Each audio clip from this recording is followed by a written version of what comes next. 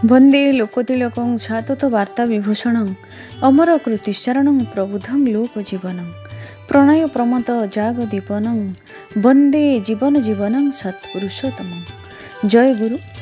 प्रथमे आपण मानक समस्त को आमर यही अमृतवाणी चैनल को अनेक अनेक स्वागत जनाऊँ। आम मैंने समस्ते जानिछे निकटरे विघ्न विनाशक श्री गणेश भगवान पूजा सर्वत्र अनुष्ठित हो जाइछि। स्कूल कॉलेज विभिन्न अनुष्ठान दुकान गृह प्राय सबुठारे आमे माने गणपति को अधिष्ठित कराई तांकर पूजार्चना करा जाइछि।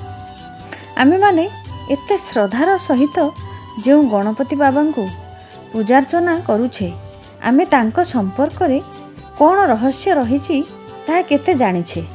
तेबे आसंतु एही गणपतिंकर पूजा संपर्क रे किछि अजणा रहस्य जानिबा।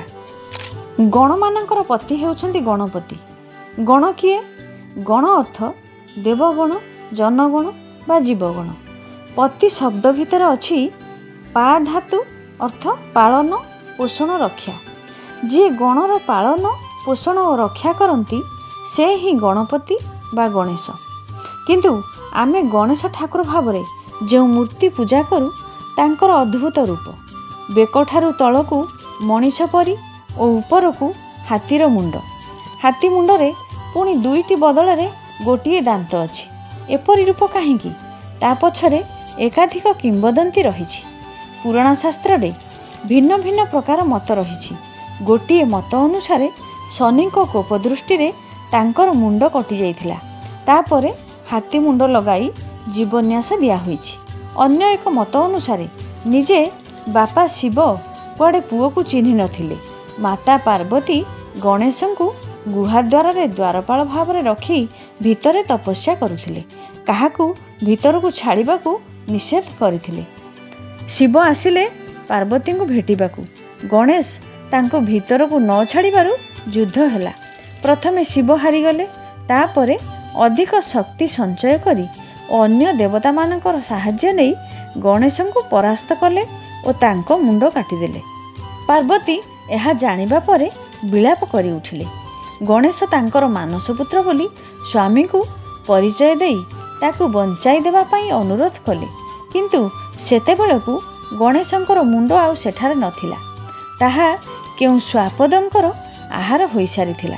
शिवंक निर्देश रे अनुचर माने विभिन्न आड़े बुली केउठु किछि न पाई पश्चिम दिग को मुंड करी शोईथिबा एक हाथीर मुंड काटी आनी देले।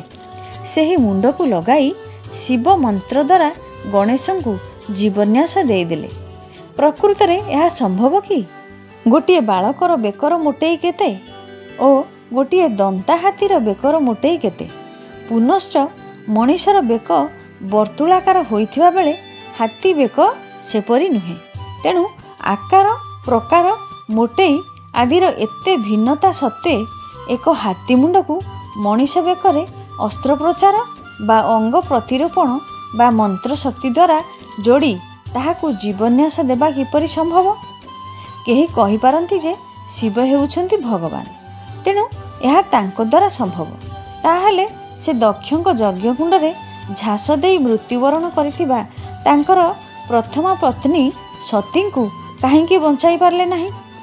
आम पुराण शास्त्र मिछ नुहे, किंतु सेथिरे अति रंजन और प्रक्षेप अच्छी एवं अनेक कथा आमे ठीक रूपे बुझी न पारी भिन्न अर्थ करुछु। प्रकृत रे गणेशंकर गजानन गजतंत्र गजेन्द्र बदन आदि नाम प्रथमे सृष्टि होइछि।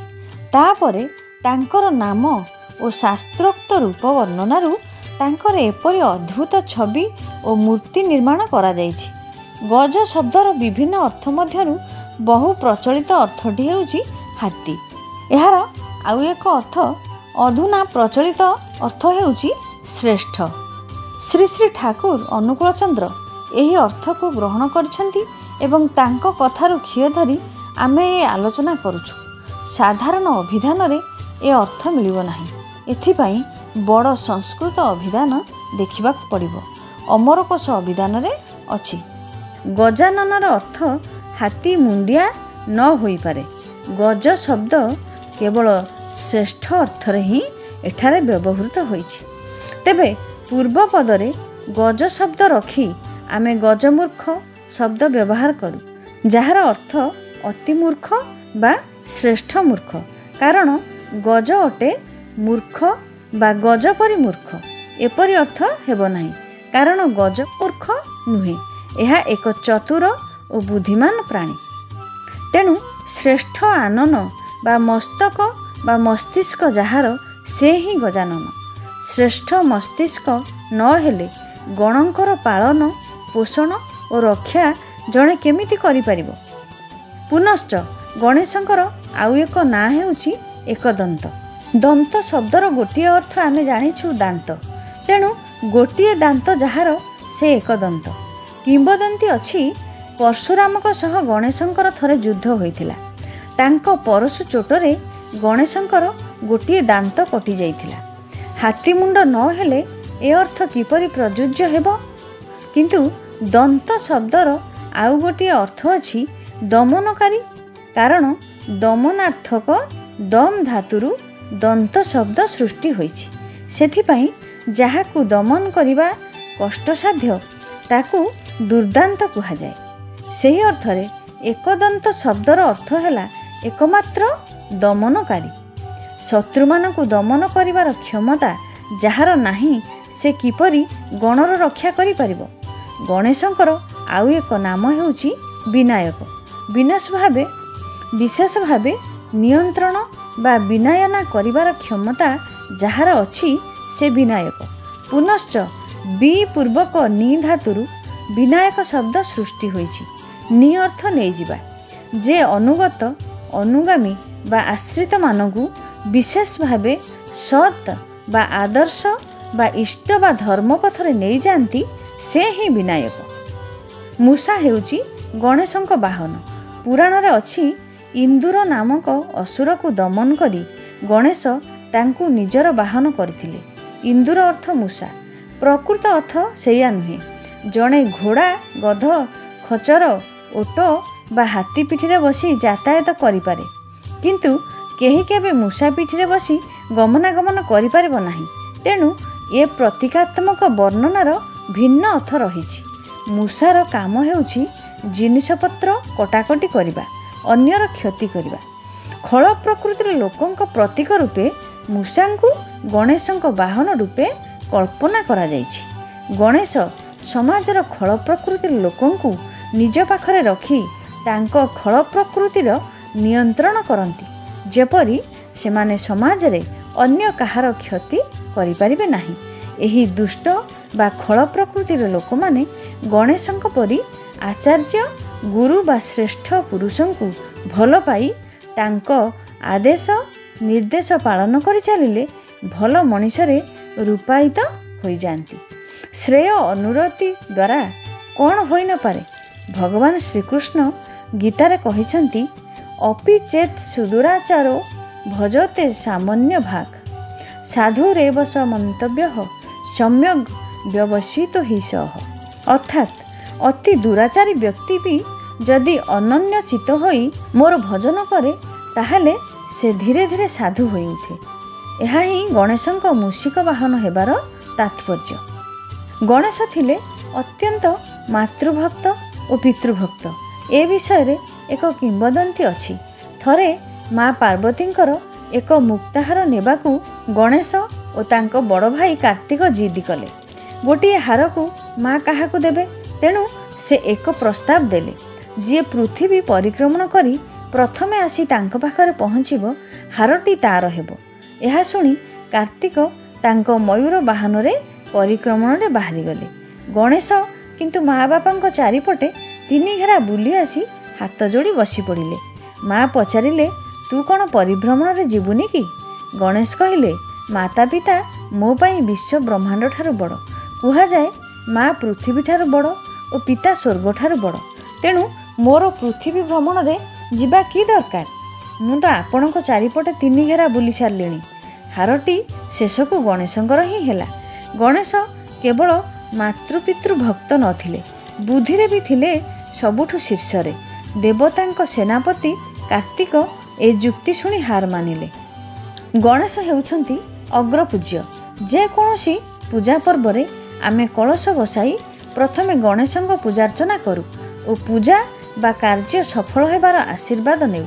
कौनसी ग्रंथ रचना कला बेले कवि प्रथमे गणेश और सरस्वतींकर वंदना करिथांती। सेमिति शास्त्र रे भी अछि प्रत्येक कार्य रे प्रथमे गुरुंको पूजा करिबा उचित। वास्तव रे गणेश ही हेउछंती से जुगर गुरु। से कौनसी स्वर्गर देवता नुहंती। जेमिति राम और कृष्ण एई माटीर मनीष रूपे जन्मग्रहण करथिले एवं आमे आजि जाए तांकर पूजा करि आसुछु। गणेश सेमिति एई माटीर मनीष थिले। देवचरित्र सकाशे तांकु देवतारे गणा जाउछि। सबु महापुरुषंक परि से एई पृथ्वी रे लीला करिथिले। महाभारत रचना कला बेले से व्यासदेवंकर सहायक भावरे कार्य करथिले। व्यासदेव डाकुथिले, गणेश लेखुथिले। किंतु व्यासंक प्रस्ताव रे राजी हेबा पूर्वरु गणेश गोटे शर्त रखिथिले, मो लेखनी जेपरि बंद न हुए, थरे बंद हेले आउ लेखिबिनी। व्यास भी गोटे शर्त रखिले। से कहिले आपण किंतु जहा लेखिबे बुझी करी लेखिबे। व्यासदेव मझिरे मझिरे गोटे गोटे कष्टिया श्लोक डाकुथिले। ताकू बुझिया पई गणेशंक परि महापंडितंकु भी समय लागि जाउथिला। ता भितरे व्यासदेव परे कौन डाकिबे भाबी नेउथिले। सेही क्लिष्ट श्लोक गुड़िकु व्यासकूट कुहा जाए। पूजा माने नुहे फूल चंदन और धूपदीप देई किछि मंत्रपाठ करिबा। पूजा शब्दटी आसीछि पूज धातुरु, जाହାର अर्थ संवर्धना। तेणु आमे जहांकु पूजा करूछु तांकर सुगुणावलीकु निज चरित्र रे फुटाई तोलिबा बा निज भितरे संवर्धित करिबा दरकार। आमे मूषा परी खल चरित्र विशिष्ट होई पारू। गणेशंक परी गुणी ज्ञानी आचार्यंकु जदि गुरुपदरे वरण करी तांकर अनुशासन रे चालू, तेबे आमे मनीष परी मनीष होई परिबा। आउ गणेश पूजारे आमे जदि गणेशंकर मातृपितृ को भक्ति शिक्षा करि पारू, तांको परी विद्यार्जन लागि अध्यवसाय करि पारू, तांकर समस्त सुगुणर अधिकारी हेबा लागि प्रयत्न करू, तेबे जाई पूजा सार्थक हेबो। नहेले बाह्याडंबर पूर्ण पूजार किछि मूल्य नाही। आजिर आलोचनाटी को एठी रखुछि। आलोचनाटी किपरि लागिला ताहा निश्चिंत कमेंट माध्यम रे जणाइबे। शेषरे समस्तंकर पंच महाविध जीवनर मंगल कामना करी रहुछि। जय गुरु।